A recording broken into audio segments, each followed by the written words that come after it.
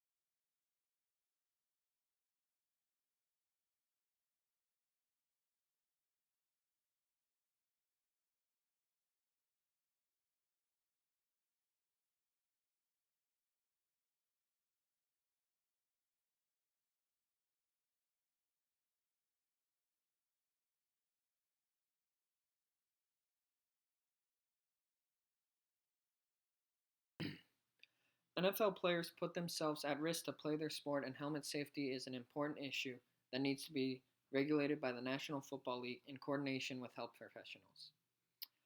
After much research on a topic that is very important to me, as I have a cousin who suffers from a traumatic brain injury from a high school football game, I have decided to help spread the word of the dangers of football.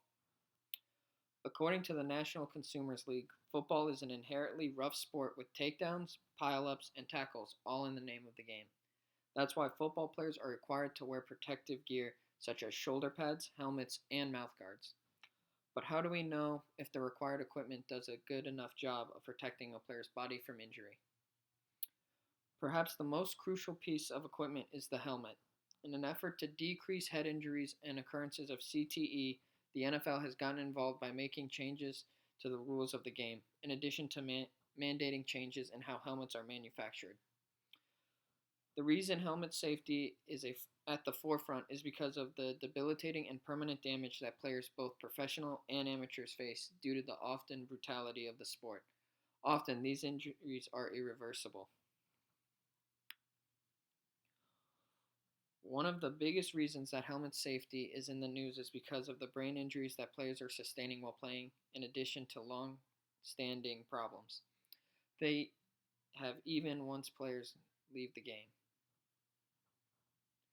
Studies have found high rates of concussions, traumatic brain injuries, and a serious brain disorder called chronic traumatic encephalopathy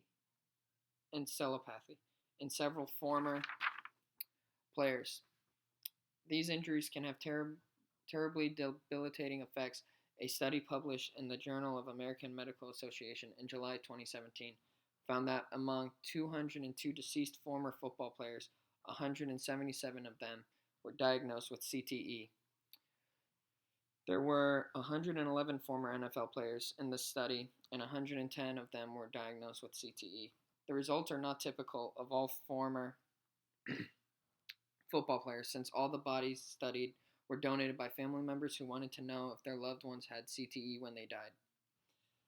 However, it does show that there are many former football players that have developed CTE. It's not surprising that players suffer from such serious injuries.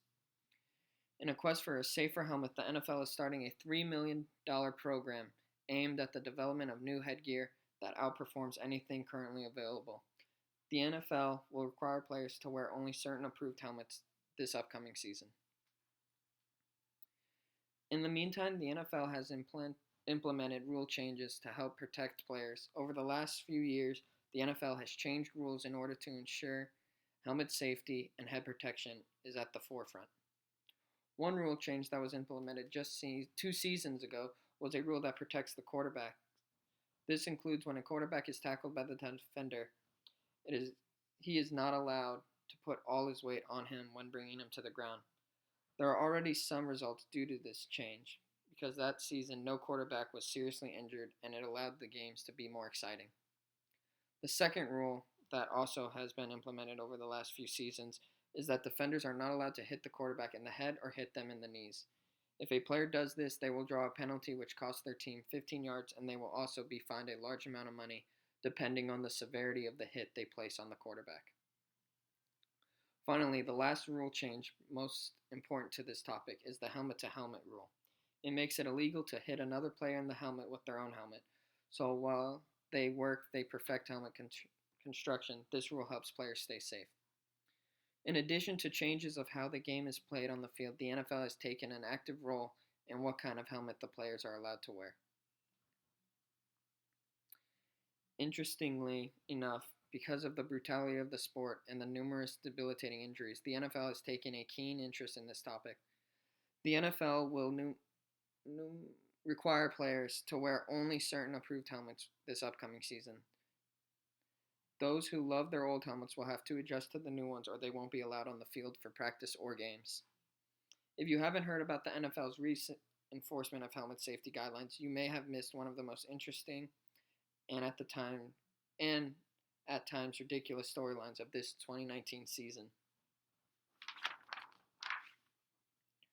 Following a 1-year grace period where old helmet styles worn by players like Aaron Rodgers, Tom Brady, and Larry Fitzgerald were grandfathered in, the NFL is finally enforcing its rule that players can only wear models approved by the league and Players Association. Helmet safety is the only way to bring CTE, a real and debilitating disease often associated with football players, under control. The NFL has taken a keen interest by making necessary rule changes and mandating equipment improvement. Helmet safety is vitally important for the players because it can help them live longer and healthier lives. Additionally, the NFL has made rule changes on the field to help keep the game be played cleaner. When necessary, in extreme cases like the dirty hit of Antonio Brown by Vontaze Burfict, kick players out of the league for not adhering to the new rules. Some injuries are inevitable in the NFL, but people can recover better from those injuries when wearing proper equipment. It is honorable that the NFL has come forward to acknowledge the dangers of the game and make changes that are making a difference. However, everyone needs to remain vigilant to the dangers that can persist on the field. Hopefully today we now have a clearer picture on the dangers of the game of football and the importance of helmet safety.